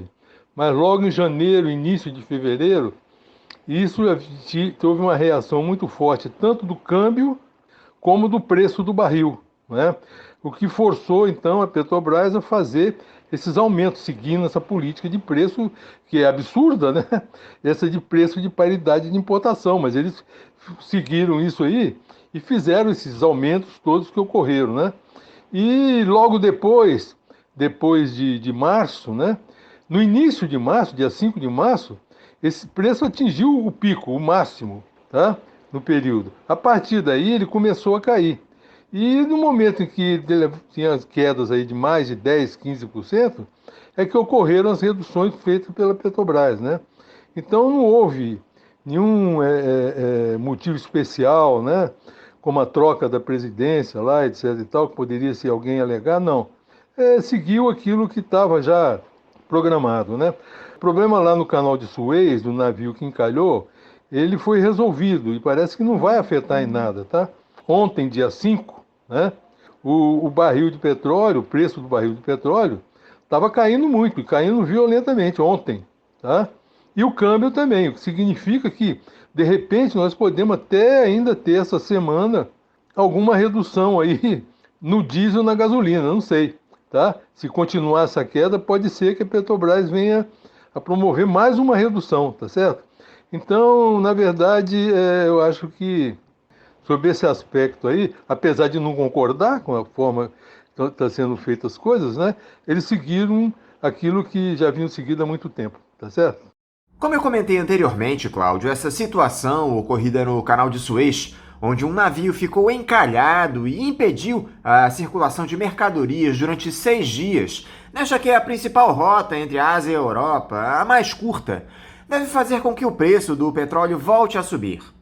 A Associação Brasileira de Importadores de Combustíveis, a ABICOM, já avisou que o preço da gasolina no mercado interno está defasado em média em 8% em relação ao preço de paridade de importação, o PPI, justamente por conta desse episódio no Egito. Essa questão do PPI é de uma indecência tão impressionante, Cláudio, que até um navio encalhado na África pode elevar o preço do petróleo aqui no Brasil. Eu queria te ouvir a respeito desse episódio, por favor. Anderson, essa ABICOM, Associação Brasileira de Importadores de Combustíveis, entendeu? Na verdade, de brasileira ela não tem nada, ela só atende o interesse dos exportadores, das refinarias lá no exterior, né? E dos traders internacionais para tomar o mercado brasileiro. Ela foi criada em julho de 2017, logo depois que o Pedro Parente instituiu que os preços aqui no Brasil poderiam ser corrigidos até diariamente. Aí foi criada essa ABICOM, cujo presidente é nomeado por uma empresa chamada Green Energy. Essa Green Energy é uma empresa que tem diversas refinarias lá na Europa em sociedade com a Shell, sabe? E que deve estar se deliciando aí com a política de preço da Petrobras. O preço de paridade de importação que dá a eles toda a condição de deitar e rolar no mercado brasileiro. Tá entendendo? Isso tende a acabar, tá? Essa ABICOM também é a que promove as ações lá no Conselho Administrativo de Defesa Econômica, o CAD, contra a Petrobras, tá certo? Então, essa ABICOM não tem respaldo nenhum para falar sobre esse assunto aqui no Brasil. Na verdade, eles deviam ficar quietos, entendeu? Porque eles trabalham para outros interesses. E tem as pessoas que trabalham lá com ele que são pseudos brasileiros, porque esse é que é o problema. O que falta aqui no Brasil são brasileiros, gente que defenda o Brasil, tá certo? A ABICOM nós já estamos cheios disso, tá? Não precisamos de mais ABICOM aqui não. Precisamos acabar com isso, acabar com esse PPI. Eles podem reclamar onde que eles quiserem, na justiça, internacionalmente. O fato é que as verdades, entendeu? Têm de vir a florir, as verdades têm de aparecer, tá certo? Não existe monopólio de petróleo nenhum aqui no Brasil, isso desde a lei de 1997, que entrou em vigor em 2002, isso acabou e, portanto, não tem ninguém de reclamar. A Petrobras nunca exerceu nenhum poder econômico de maneira abusiva, que é a única forma como o CAD pode atuar. Então não existe razão para o acordo que foi feito com o CAD, muito provocado por essa ABICOM, entendeu? Ter existido, isso tem de ser revogado e os responsáveis por isso têm de ser punidos, tá? É isso que nós esperamos que venha acontecer. O problema, Cláudio, é que o general Silvio Luna, que assumiu a presidência da Petrobras recentemente, vai manter o preço de paridade de importação, em consonância com os desejos dos acionistas da empresa e do governo federal. Um militar que deveria defender a soberania nacional, os interesses do povo brasileiro, Cláudio, se curva aos ultraliberais. É lamentável. Ô Anderson, em primeiro lugar, existe alguma confusão aí, de passar alguma informação errada, porque o general Silvio Luna, ele ainda não assumiu a presidência da Petrobras. Ele foi indicado, foi só indicado, tá certo? Ele só deverá assumir a presidência da Petrobras na semana que vem, quando vai haver uma assembleia, nessa assembleia para aprovar a entrada dele. E depois da assembleia, ainda tem de ter uma reunião do Conselho para definitivamente ele ser empossado no cargo de presidente da Petrobras. Por outro lado, ele deu recentemente uma entrevista para a CNN, em que ele demonstrou que está trabalhando no sentido de acabar com o PPI. O governo está fazendo estudos, estão ocorrendo estudos lá no Ministério da Minas e Energia, de opções para a modificação do PPI. Só que as notícias que eu tenho ouvido falar não são boas, quer dizer, as pessoas que estão lá parece que é do mesmo time anterior, tá certo? De gente que, pseudos brasileiros, aqueles brasileiros que estão lá para trabalhar para o capital estrangeiro, tá? Que estão falando em criar um colchão de royalty para compensar a Petrobras e também compensar os importadores, tá entendendo? Por eventuais preços mais baixos do preço internacional. Isso não precisa de fazer nenhuma complicação dessa que eles estão fazendo para compensar a Petrobras. E por outro lado, como nós produzimos aqui, podemos produzir com as nossas refinarias, né, praticamente todo o combustível que nós consumimos, portanto, esse preço de paridade de importação tende a acabar e não pode ser substituído por outra coisa que não seja o preço baseado no custo de produção da Petrobras, tá certo? E que tenha limites, E o limite superior desse preço é a capacidade de pagamento do consumidor brasileiro. É esse que tem de ser o limite. É essa que é a base para qualquer proposta de política de preço hoje no Brasil, tá certo? E não vejo ninguém falando nisso, tá? Compensação por preço abaixo pode ser feita assim, internamente na própria Petrobras pode ter sistema para fazer isso, não tem dificuldade nenhuma, tá? Então estão tentando dificultar as coisas, complicando as coisas. O general Silva Luna, eu já até escrevi um artigo que parece que ele está sendo mal assessorado, mal informado, tá? Que já falaram para ele que a empresa passou por sérios problemas financeiros, não sei o quê, e ele parece estar acreditando nisso. Ele precisa entrar lá e olhar os números passados da empresa para ver que isso não existiu. Isso é mentira, tá certo? E depois saber de que o Petrobras nunca teve monopólio, já acabou há muito tempo aqui no Brasil. Quem quiser vir aqui construir uma refinaria, pode entrar e construir a refinaria, que não tem problema nenhum, explorar petróleo e tudo mais, tá?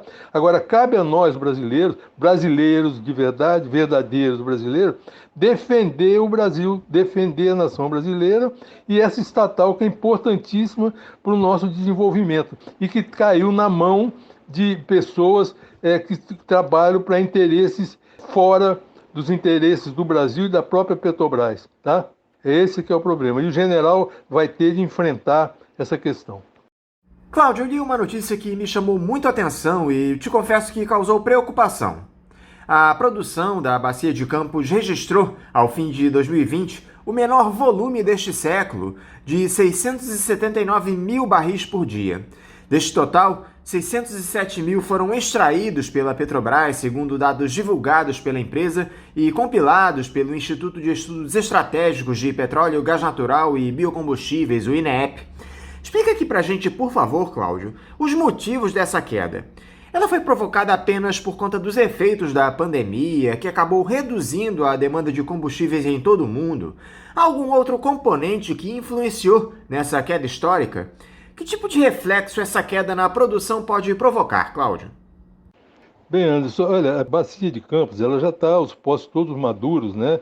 E está havendo um declínio natural. Eu não tenho acompanhado bem, mas o que eu acredito é que está havendo um declínio natural de produção, né? Há muitos anos, décadas que ela vem produzindo, tá certo? Mas essa queda na produção na Bacia de Campos está sendo mais do que compensado pelo aumento da produção no pré-sal, principalmente em Santos, né?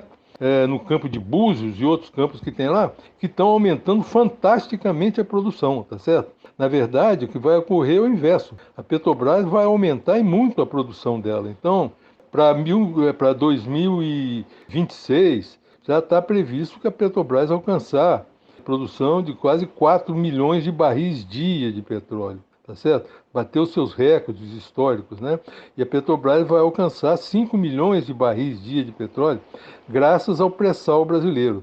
E com uma super vantagem, o Anderson, porque o custo de extração do pré-sal brasileiro é baixíssimo, baixíssimo. Está a nível de custo de extração dos poços árabes. Por quê? Porque a produtividade desses poços do pré-sal é enorme. Tá? Surpreendeu a todos os geólogos, tá entendendo? Ninguém imaginava que os poços do pré-sal pudessem alcançar a produtividade que tem, de média de 40 mil barris por poço dia, tá entendendo? Isso é fantástico, né? Muito longe daquela produção do pós-sal lá da Bacia de Campos. E isso vai aumentar a rentabilidade da Petrobras, a geração de caixa da Petrobras enormemente, né? Isso é um efeito fantástico, tá entendendo? Então, a Petrobras, pelo contrário, quer dizer, a queda da produção na Bacia de Campos está sendo compensada e com muita vantagem pelo aumento de produção no pré-sal em Santos, tá entendendo? Então, não existe nenhuma preocupação com relação a isso. Na verdade, se fala muito pouco do futuro da Petrobras, porque parece que a intenção deles é sempre desvalorizar a empresa, já que eles estão desmontando a empresa, né? Eles estão, pelo menos os que tiveram até agora aí, nos últimos anos, que só fizeram tentar desvalorizar a empresa para vender ela pelo preço mais baixo possível, já que eles trabalham não para a Petrobras, mas para quem está lá fora comprando. Então, isso aí é uma inversão de valores, tá? Que tem de ser cobrado e tem de ser responsabilizado todos os que fizeram os acontecimentos dos últimos anos na Petrobras. Agora, parece que aquele crime que foi a venda da refinaria Landulfo Alves à RLAM na Bahia, por um valor 45% inferior ao cenário base calculado internamente pela própria Petrobras, pode estar com os dias contados, Cláudio. O ministro do Tribunal de Contas da União, Valton Alencar Rodrigues, determinou que as áreas técnicas do TCU entreguem em 7 dias um parecer sobre o negócio.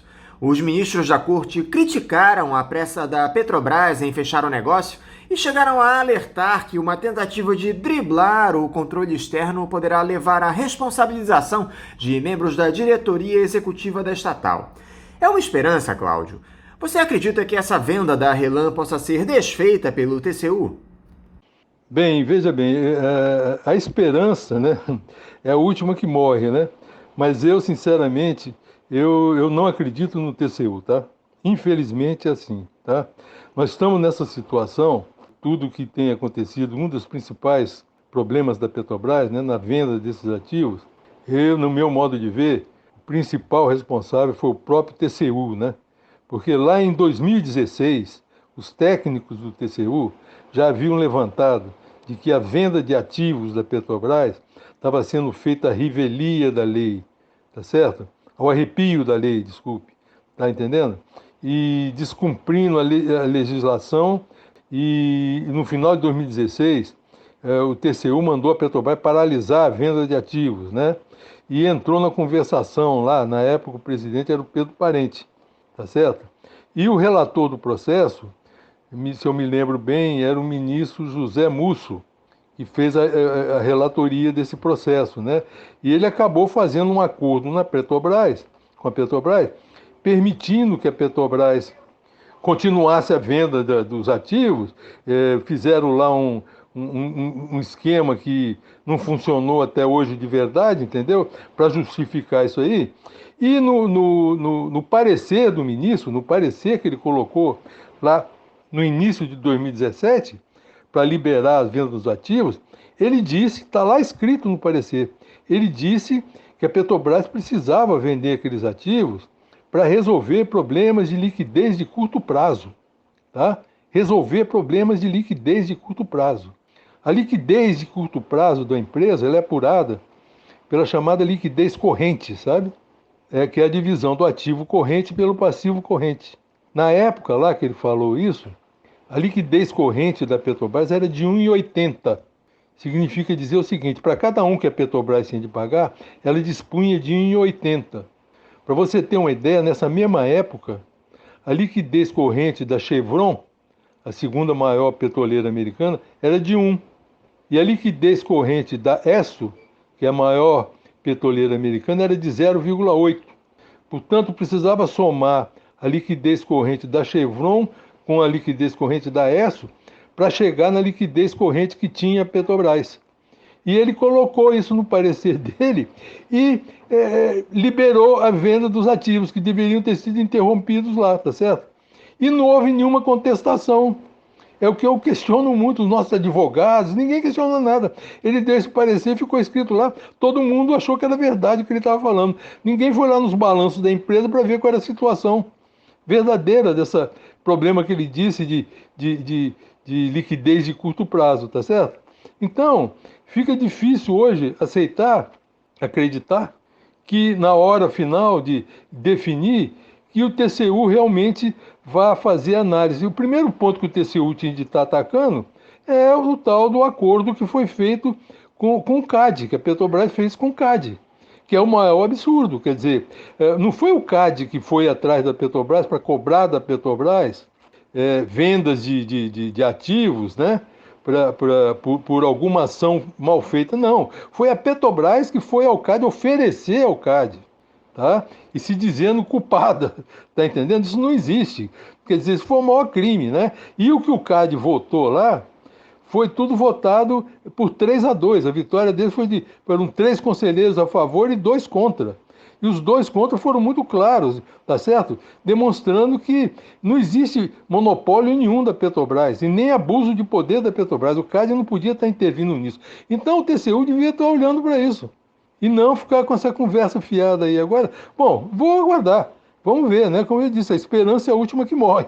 Quem sabe, né? Eles viram, parece que estão levantando também alguns contratos feitos aí pela Petrobras com escritórios de advocacia que diz que são tremendos absurdos, diz que estão levantando isso também. Espero que sim, e que venham então a trazer tudo à tona, porque não é só o PPI, tá certo? São as vendas de ativos, tem muito problema lá. Então, está na hora então de fazer alguma coisa, a esperança é a última que morre. Eu queria agora abordar, Cláudio, 2 artigos que você escreveu recentemente.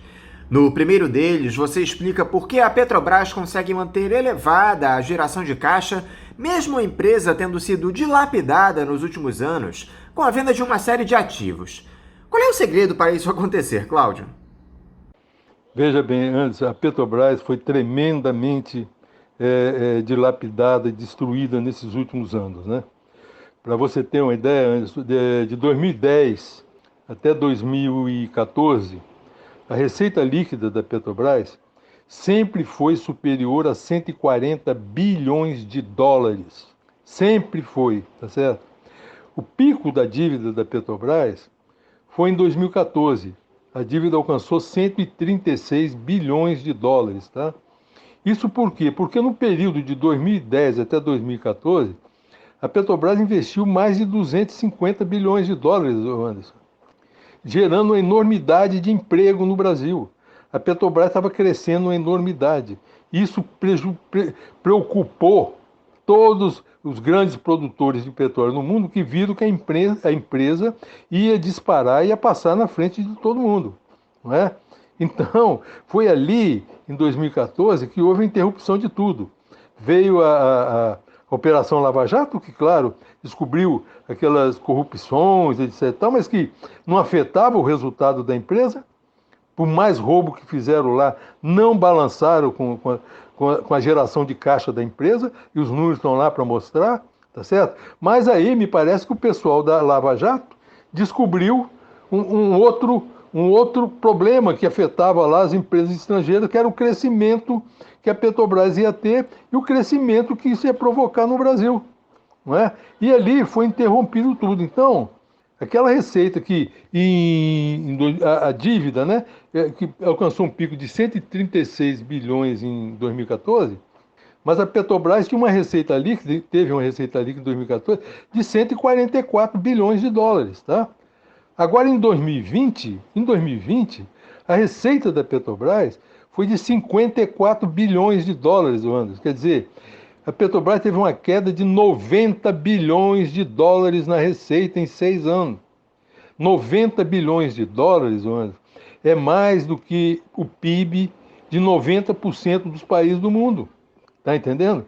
E aí a Petrobras, em 2020, com toda a conversa fiada que soltaram aí, com a receita líquida de 54 bilhões de dólares, tem uma dívida bruta de 79 bilhões de dólares. Quer dizer, hoje ela é mais endividada do que era em 2014, Anderson, que eles diziam que a empresa estava quebrada, que a Miriam Leitão dizia que tinha dívida impagável. Está entendendo? Agora ela é pagável. Pagável às custas da venda dos ativos da empresa, é isso, para distribuir dividendo, que é isso que eles estão falando, né? Mas o que, e na sua pergunta, né? Por que consegue grande geração de caixa? A Petrobras sempre foi excepcional geradora de caixa. A maior geração de caixa dos últimos 10 anos da Petrobras foi em 2011, que a empresa gerou 33 bilhões de dólares de caixa. Agora, em 2020, ela conseguiu gerar 28 bilhões de dólares em caixa, muita coisa. Para uma receita de 54, se gerou 28 bilhões de dólares de caixa, você imagina, não é? Então, veja bem, o que acontece? Qual é a diferença de 2011 para 2014? A diferença é que em 2011, né, o custo de extração mais o pagamento de impostos governamentais, da participação governamental, alcançava 32 dólares por tonelada. Agora, em 2020, isso caiu para 15 dólares por tonelada. Tá? Aí nós estamos falando de uma queda no custo de 17 dólares por tonelada. Isso graças, primeiro, como eu já falei antes, à superprodutividade do pré-sal, tá? Isso com custo de extração médio em 2020, o custo de extração médio é de 5 dólares. Tá? Em 2011, o custo de extração era de 15, caiu para 5 dólares, tá? Médio, mas o custo de extração no pré-sal, só no pré-sal, é de 2 dólares e meio, o Anderson, tá certo? É um custo baixíssimo. Então, e por outro lado, tudo aquilo que está dentro da seção onerosa não paga participação especial. Isso é um erro, quer dizer, a tributação em cima da produção de petróleo no Brasil está um absurdo, está muito baixo. Isso tem de ser aumentado, está entendendo? Então, a gente espera que essas coisas sejam corrigidas. Então, por que eles conseguem, né, gerar tanto caixa? Por coisa que eles não fizeram, eles não tiveram participação nenhuma, não foi nenhum esforço da empresa nem nada. Foi simplesmente aqueles investimentos que foram feitos lá de 2010 a 2014, que estão propiciando a entrada em operação de novas plataformas agora. Tem de lembrar que a maturação dos projetos na área de petróleo é de 8 a 10 anos. Está entendendo? Então, o que está entrando hoje em produção, não é coisa que foi investido lá em 2011, 2012. Tá certo? Por isso é que nós estamos aumentando a produção. E como quem descobriu o pré-sal também não foi esse pessoal que estava aí, né? Eles desvalorizam isso. Na verdade, cada plataforma dessa nova que entra de produção devia ser até inaugurada pelo presidente da República. Em 1980, o Brasil produzia 200 mil barris dia de petróleo. Hoje, cada plataforma dessa que entra nova de produção produz isso. Então, merecia participar, mas eles até escondem isso. Escondem as premiações da Petrobras, escondem tudo. Está entendendo? Tudo de positivo que a empresa possa apresentar, tá? Que é uma empresa fantástica, que tem todo um futuro pela frente, desde que seja tratada como uma empresa para o desenvolvimento do Brasil e não para o desenvolvimento do capital estrangeiro, que é como que ela vinha sendo tratada até agora, né? E que esperamos que o general que vai assumir modifique o rumo da empresa. É isso que nós estamos aguardando e temos toda a esperança e toda a fé, estamos confiantes, tá certo? Em outro texto, você aborda justamente a questão dos chamados subsídios ao preço dos combustíveis entre os anos de 2011 e 2014, os motivos pelos quais eles foram benéficos tanto para o país como para a empresa, os acionistas e aos próprios consumidores, algo que a mídia dominante insiste em negar, Cláudio. Diz aqui pra gente, por favor, a importância desses tais subsídios. Veja bem, é importante ter sempre em mente, né, de que a descoberta do pré-sal pela Petrobras, né, provocou, né, uma reação muito forte, né, por parte de interesses internacionais, tá certo? E junto com a Operação Lava Jato, eles promoveram então uma chamada guerra híbrida, né, de informações e de dados falsos e com a cooperação de muita gente dentro do Brasil, infelizmente, né, a gente tem aqui muita gente que nasceu aqui, tem certidão de nascimento brasileiro, carteira de identidade dito que é brasileiro, fala português como brasileiro, mas que na verdade não é brasileiro. E tem muita gente fazendo e trabalhando para outros interesses e contam mentiras absurdas. Não é? Uma dessas mentiras é essa, de que a Petrobras estava quebrada, tinha uma dívida impagável, e isso cansou de ser falado por dona Miriam Leitão e seu Carlos Alberto Sardenberg. Eu mesmo, todo dia 28 de abril, abril é o mês da mentira, né? Todo dia 28 de abril, dia 28 de abril, eu elegi o dia da mãe de todas as mentiras. Foi quando o Carlos Alberto Sardenberg escreveu um artigo falando que a Petrobras estava quebrada. Era um absurdo tão grande, né? A empresa tinha tanto dinheiro, estava jorrando dinheiro, o cara dizendo que a empresa estava quebrada. Mas isso vai ficar para o dia 28, quando eu vou botar o meu artigo anual, né, de comemoração do Dia Nacional da Mãe das Mentiras, do seu Carlos Alberto Sardenberg, num artigo que ele publicou no dia 28 de abril de 2016, nos jornais da Rede Globo no Brasil inteiro. Quem quiser é só entrar no Google aí, Carlos Alberto Sardenberg, 28 de abril de 2016, vão ver o que eu estou falando. Então, essa mentira englobou isso aí, de que um subsídio que tinha sido dado a partir de 2011, final de 2010, né, teria causado enormes prejuízos à Petrobras. Isso é repetido até hoje. Eu vi até o Lula, na entrevista que ele deu, ensaiar falar isso aí. Tal o convencimento que esses caras colocaram sem apresentar nenhum número. O atual presidente da Petrobras, o Castelo Branco, ele dizia que teve uma perda de 40 bilhões de dólares. Só que o cálculo disso aí nunca foi apresentado. Só pode ser furado, porque os maiores lucros, as maiores gerações de caixa da Petrobras foi exatamente nesse período em que se dizia que estava tendo subsídio, ou seja, no período em que nós pagávamos um combustível a um preço mais baixo do que o internacional, não é? Em que a Petrobras tinha tudo, porque a Petrobras tinha suas refinarias a plena produção, não é? O consumo brasileiro lá em cima, a Petrobras investindo um monte e tinha os melhores resultados. Em 2011, a Petrobras deu um lucro, vamos lembrar, lucro de 20 bilhões de dólares, isso em 2011. Distribuiu 7 bilhões de dólares de dividendo, ô Anderson, em 2011. Nunca mais fez isso, nunca mais distribuiu isso. Em plena corrupção dentro da Petrobras, em pleno subsídio, tá certo? O subsídio, ele tinha de existir, porque existe qualquer política de preço da Petrobras, eu não sei se eu já falei, não é? Tem de passar primeiro o teto do preço aqui, tem de ser a capacidade de pagamento do brasileiro. A Petrobras parou de elevar o preço no mercado interno quando o preço do barril passou de 90 dólares. Apesar de ter um câmbio mais baixo, mas o preço estava passando de 90 dólares. Tá? Se continuasse a subir, haveria um problema, sim, haveria paralisação de caminhoneiro, haveria revolta da população. É isso que está acontecendo agora. E que vai acontecer toda vez que esse preço superar os limites da capacidade do povo pagar. Então, isso é um problema de ordem econômica e política muito grande, ué. Tá entendendo? Não tem como rebater isso. Então, isso que não vejo ninguém que propõe política de preço se preocupar com isso. E isso é fundamental. Isso, o teto de preço aqui no Brasil, tem de ser a capacidade de pagamento do brasileiro. E tem diversas formas de se medir isso, de se verificar. Isso aqui não é feito, tá certo? Então, quando foi feito isso, é porque já tinha passado dos limites, tá? E a empresa continuou, sempre foi, uma tremenda geradora de caixa. Nunca, em nenhum período, de 2010 para frente, 2010, 11, 12, 13, 14, a Petrobras teve geração de caixa inferior a 25 bilhões de dólares. Nunca.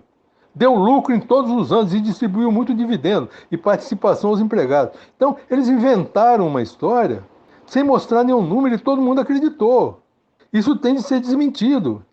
Tem de ser desmentido porque eles estavam denegrindo o nome da empresa, denegriram o nome da empresa para o povo brasileiro, que antes sempre teve respeito pelo petroleiro até, deixou de ter respeito e passou a deixar que se fizesse qualquer coisa dentro da empresa. Porque achava, não, essa empresa só tem corrupção e só dá prejuízo. Que é uma tremenda de uma mentira. Então foi essa guerra híbrida que foi feita a partir de 2014, né, que lançou todas essas mentiras. Então, essa questão do subsídio, ele pode ser dado, e a Petrobras pode ser compensada, porque em muitos períodos ela pode sim cobrar preço acima dos preços internacionais, sem afetar em nada o consumidor brasileiro. Em 2020, por exemplo, com o preço do petróleo a 20 dólares, ela poderia estar cobrando um preço mais alto, sim, que o consumidor brasileiro não ia protestar em nada, porque não ia atingir os limites dele. Então ali ela poderia se compensar dessas diferenças, era só fazer isso. Isso foi feito lá no passado, a partir do final de 2014 até meados de 2016, a Petrobras praticou preço muito acima do mercado internacional. E ninguém fala isso. Se compensou em bilhões e bilhões de dólares. Tá? E ninguém fala nisso, nesse efeito contrário. Não é? É isso que tem que ser feito para chegar numa posição de compensação que a Petrobras precisa. Se precisa, nem precisaria, mas se quiser pode fazer. Não precisa de essa história toda que estão falando aí de colchão de royalty. Isso é tudo bobagem, tá? Só para iludir, para tentar manter os importadores e manter as refinarias lá no exterior. O que nós precisamos aqui, sim, é taxar a exportação de petróleo cru. A exploração de petróleo no Brasil está sendo feita com mínimo de pagamento de imposto. Empresas estrangeiras foram isentadas de tudo que é imposto para explorar petróleo no Brasil. Então, o que é preciso os nossos deputados fazerem é um projeto de lei para taxar a exportação de petróleo cru do Brasil. É aí que nós temos de arrecadar. A questão da Petrobras, do ajuste na Petrobras, não tem problema nenhum. Não vai afetar a empresa. Se parar as importações das refinarias, volta a toda a carga, tá? Com as condições que tem hoje do pré-sal, de produtividade, a Petrobras teria de ter uma geração de caixa entre 50 e 60 bilhões de dólares, tá? Maior do que todas essas petroleiras internacionais que existem por aí, tá? Shell, Chevron, Esso, British Petróleo, tá entendendo? Tem toda a condição de fazer isso e voltar a investir, gerar muito emprego e fazer o Brasil crescer. É isso que nós precisamos. Por isso é que nós precisamos do apoio de brasileiro. Nós estamos procurando brasileiros de verdade, porque esses que estão aí estão só derrubando a empresa e derrubando o Brasil. O Brasil não vai crescer, não consegue crescer porque não tem investimento. Quem pode puxar esse investimento é a Petrobras. Está aí o pré-sal todo para ser explorado. Ela pode fazer um plano, sim. Isso evidentemente tem de ser discutido abertamente com toda a sociedade, mas pode fazer um plano para, ao invés de, em 2026 ou 2027, estar produzindo 5 milhões de barris por dia, tá em 2030, está produzindo 10 milhões de barris por dia, e daí? Vamos investir 50 bilhões de dólares por ano, vamos gerar emprego, conteúdo local, tá entendendo? E o Brasil vai crescer, tá? A despeito de toda a guerra híbrida, todas as mentiras, seu Carlos Alberto Sadenberg e dona Miriam Leitão, tá entendendo? Então é isso que nós temos de superar, Anderson. É isso que nós temos de passar e voltar a ser um Brasil brasileiro. Brasil cujos os recursos naturais sejam utilizados para o crescimento do nosso país e não entregue para estrangeiro. É preciso entender que o capital estrangeiro, quando entra aqui, não é para desenvolver o Brasil, é para explorar o Brasil. Desenvolver, eles vão desenvolver a nação deles. Cada um, quando o cidadão comprou a Relan aí, da maneira que foi feito, lá o Muda-Bala, o lucro que eles tiverem ali vai todo para fora. Enquanto estava na Petrobras, o lucro ficava aqui, não é? Tem certas diferenças que não são contabilizadas quando se faz os negócios, né? Mas tem de começar a ser feito. Nós precisamos trabalhar como brasileiro, é isso que está faltando. Está faltando o brasileiro no Brasil. Cláudio Oliveira, mais uma vez, muito obrigado por esse diálogo conosco aqui no Faixa Livre. Eu quero te desejar um ótimo dia de trabalho e deixar aqui o meu abraço. Anderson, quem agradece sou eu, é sempre um prazer estar aqui conversando com vocês, tá? E eu vou estar aqui sempre à disposição, sempre que vocês quiserem, tá bom? Um abração e fiquem com Deus. Conversamos aqui com o economista, vice-diretor de cultura da Associação de Engenheiros da Petrobras, a AEPET, e diretor do Conselho Nacional do Transporte Rodoviário de Cargas, o CNTRC, Cláudio Oliveira. E vamos encerrando a edição de hoje do Faixa Livre, convidando todos vocês para amanhã, a partir das 8 da manhã, estarem novamente aqui na Rádio Bandeirantes 1360 AM para mais uma edição do nosso programa. Um abraço a todos vocês e até amanhã!